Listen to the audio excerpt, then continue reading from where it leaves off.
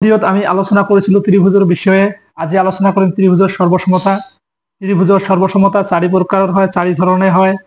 এটা হল বাহু বাহু বাহু, এটা হল বাহু কোণ বাহু, এটা হল কোণ বাহু কোণ, আৰু আনটো হল সমকোণ কৰ্ণ বাহু।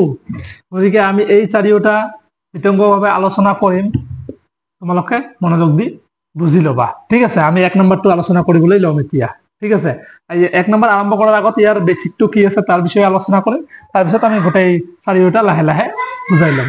ত্ৰিভুজৰ সৰ্বসমতা। ত্ৰিভুজৰ সৰ্বসমতা। ত্ৰিভুজৰ সৰ্বসমতাৰ বিষয়ে আলোচনা।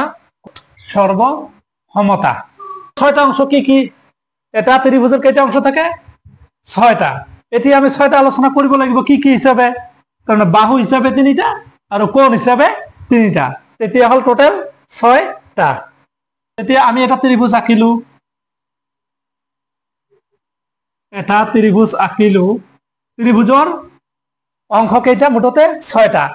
যদি এইটো হয় এ বি আৰু এইটো সি, এ বি সি এটা ত্ৰিভুজ, আৰু এটা কোণ, বি এটা কোণ, সি এটা কোণ, তেতিয়াহলে এ বি এটা বাহু, বি সি এটা বাহু, এ সি এটা বাহু, বাহু তিনিটা আৰু কোণ তিনিটা, তেতিয়াহলে মুঠ কেইটা? ছয়টা অংশ। কেইটা অংশ? ছয়টা। এ বি সি ডি এটা ত্রিভুজ।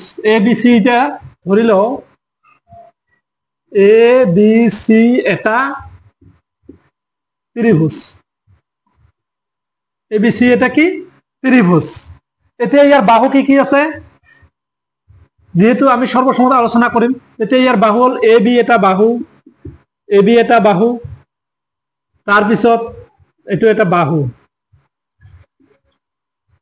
এ বি এটা বাহু, তাৰপিছত বি সি বাহু, আৰু এটা থাকিল কি? এ সি, এ সি এটা বাহু। এতিয়া আমাৰ বাহু কেইটা হল? মুঠতে তিনিটা। বাহু কেইটা? তিনিটা। তাৰপিছত আমাৰ আহিল কোণ। তেতিয়াহলে কোণ কি কি হব? এ এটা কোণ, বি এটা কোণ, আৰু সি এটা কোণ, সি এটা কোণ। তো তেনেহলে মুঠ আমাৰ কেইটা কোণ? কোণ তিনিটা, বাহু তিনিটা। ত্ৰিভুজৰ মুঠ অংশ হল ছয়টা। মুঠ অংশ কেইটা? ছয়টা। বাহু তিনিটা আৰু কোণ তিনিটা। এইকেইটাৰ আমাক ধাৰণাটো থাকিব লাগিব, এইকেইটা ধাৰণাটো আমাক থাকিবই লাগিব, হয় নে নহয়? যে কি কি? এ বি এটা বাহু, বি সি এটা বাহু, এ সি এটা বাহু, ইংগেল এ এটা কোণ, তাৰপিছত ইংগেল বি এটা কোণ, আৰু ইংগেল সি এটা কোণ। এতিয়া এইখিনি হল আমাৰ বেসিক, যে এটা ত্ৰিভুজক এই ছয়টা বস্তু আমাক। গতিকে আজি একেবাৰে ক্লিয়াৰ হম।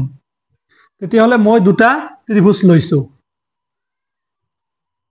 এইটো এটা এ বি সি আৰু পি কিউ আৰ, দুটা ত্ৰিভুজ লোৱা হল। এটা হল এ বি সি আৰু পি কিউ আৰ। এতিয়া এইটো এটা বাহু, এইটো এটা বাহু, এইটো এটা বাহু, সেম। এইটো এটা বাহু, এইটো এটা বাহু, এইটো এটা বাহু। এই বাহুটোৰ লগত এই বাহুটো মিল, এই বাহুটোৰ লগত এই বাহুটো মিল, এই বাহুটোৰ লগত এই বাহুটো মিল। এই বাহুবিলাকক কি বুলি কয় এইটো জানিব লাগিব। তো প্ৰথমতে আমি জানিম যে ত্ৰিভুজৰ এ বি সমান সমান পি কিউ, মানে এ বিৰ অনুৰূপ বাহু পি কিউ। অনুৰূপ বাহু কি? P Q. এ বিৰ অনুৰূপ বাহু পি কিউ। আৰু তেন্তে বি সি অনুরূপ বাহু কিউ আর একে হব। তার মানে কি হব? B C equal to Q R হব, সেম। আৰু এ সির অনুরূপ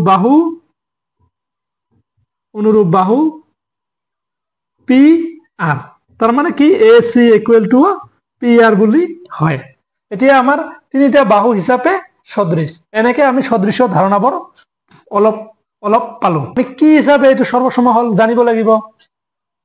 এতিয়া যদি সর্বসম হয়, তেতিয়াহলে সর্বসম চিন কি? ত্রিভুজ এ বি সি সদৃশ, এইটুক সদৃশ বা সর্বসম ত্রিভুজ পি কিউ আর, এইটো হল সর্বসম বা সদৃশ ত্রিভুজ এ বি সি আৰু পি কিউ আৰ সদৃশ তেতিয়াহ'লে এই চিনটো আমাক জানিব লাগিব কি এই চিনটোৰ এইটো হল সমান সমান আৰু এইটো হল একে এইটো হল কি একে তেতিয়াহ'লে আমি গম পালো যে এ বি সি ত্ৰিভুজৰ সদৃশ পি কিউ আৰ এইটো ত্ৰিভুজ আৰু এইটো ত্ৰিভুজ সমান তেতিয়াহ'লে হল সমান এই সমান চিনটোক সমান বুলি কয় আৰু ওপৰৰ চিনটোক কি বুলি কোৱা হয় একে বুলি কোৱা হয় ক্লিয়াৰ ওকে আমি পঢ়িম ত্ৰিভুজৰ সৰ্বসমতাৰ চৰ্তসমূহ ত্ৰিভুজৰ সদৃশ বা সৰ্বসমৰ চৰ্ত চাৰিটা এই চাৰিটা কি কি কি কি হিসাবে ত্ৰিভুজ সদৃশ হয় এই চাৰিটা চৰ্ত পঢ়িম এক নাম্বাৰ চৰ্ত আমাৰ কি এক নাম্বাৰ চৰ্ত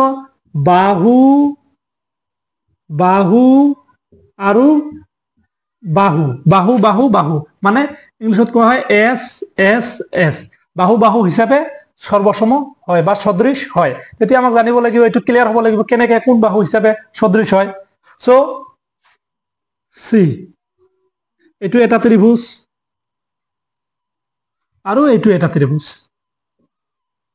এটো হল এ বি কিউ আৰ দুটা ত্ৰিভুজ লোৱা হল এতিয়া এই বাহু আৰু এই বাহু সমান এই বাহু যদি সমান হয় এই বাহু যদি সমান হয় তেতিয়া আমাক এই বাহু বাহু বাহু হিসাবে ত্রিভুজটো সর্বসম হ'ব তেতিয়া হলে ত্রিভুজ এ বি সি আৰু ত্ৰিভুজ পি কিউ আৰৰ পৰা পাওঁ মানে এই দুটা ত্ৰিভুজৰ পৰা পাওঁ আমি এই দুটা ত্ৰিভুজৰ পৰা পাওঁ আমি যে ত্ৰিভুজৰ এ বি কি এ বি সমান সমান আৰু পি কিউ এ বি বাহুৰ অনুৰূপ বাহু পি কিউ সমান তেতিয়া আমি গম পালো A B equal to P Q সমান তাৰপিছত আমাৰ আহিল বি সি বাহুৰ সমান সমান কিউ আৰ আমি কি লিখিম কিউ আৰ আৰু আমাৰ এটা থাকিল এ চি সমান সমান আমাৰ পি আৰ কি থাকিল পি আৰ তেতিয়াহ'লে এইটো এটা বাহু এইটো এটা বাহু তেতিয়াহ'লে তিনিটা বাহু একে সমান তিনিটা বাহু যদি সমান হয় তেতিয়া আমি কি লিখিব পাৰো যে ত্রিভুজ দুটা সদৃশ তেতিয়াহ'লে এনেকে লিখিব লাগিব এতেকে ত্রিভুজ এ বি সি সদৃশ ত্রিভুজ পি কিউ